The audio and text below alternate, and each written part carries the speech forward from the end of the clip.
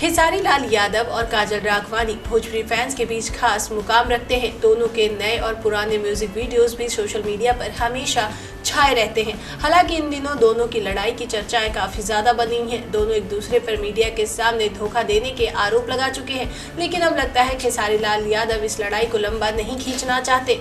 दरअसल में अब खेसारी लाल यादव ने काजल राघवानी से माफी मांग ली है। एक इंटरव्यू में खेसारी ने कहा कि काजल अच्छी कलाकारा है, काजल मेरी भी दोस्त है और हमेशा रहेंगी। एक जगह रहने पर तो भाई बहनों में लड़ाई होती ही रहती है। मैं उनके साथ काम करने वाला हूँ और हमेशा करता ही रहूँगा। वो बेवफा नहीं हो सकती।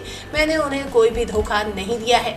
खेसारी आगे कहते हैं, मैंने गलती से कह दिया था कि मैं काजल के साथ काम नहीं करूँगा। मुझे ऐसा नहीं बोलना चाहिए था।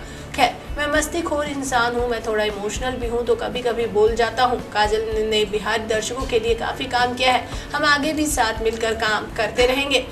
बता दें, काजल राघवानी ने कहा कि आज मैं जिस मुकाम पे हूँ वो मेरी कड़ी मेहनत का नतीजा है। मुझे खेसारी लाल यादव या किसी अन्य कलाकार के साथ काम करने में कोई भी दिक्कत नहीं है, लेकिन खेसारी लाल यादव हर जगह मुझे बदनाम कर रहे हैं कि मैंने उन्हें धोखा दिया, जबकि ऐसा कुछ भी नहीं है। इसके बाद खेसारी ने भी बयान दिया। खेसारी लाल यादव ने कहा कि जुबानी जंग बंद करिए, काम पर ध्यान दीजिए। जी हाँ, उन्होंने कहा आज कल हर किसी के इंटरव्यू में खेसारी ही नजर आते हैं। आपके पास अपना कोई मुद्दा नहीं है खेसारी के अलावा। मुझसे कुछ गलत करवाना चाहते हो क्या? जैसा बॉलीवुड में सुशांत सिंह राजपूत के साथ हुआ था वैसे ही मेरे साथ भी हो रहा है, लेकिन मैं कमजोर नहीं हूँ। मेरा ऐसा कदम मैं कभी नहीं उठाऊंगा।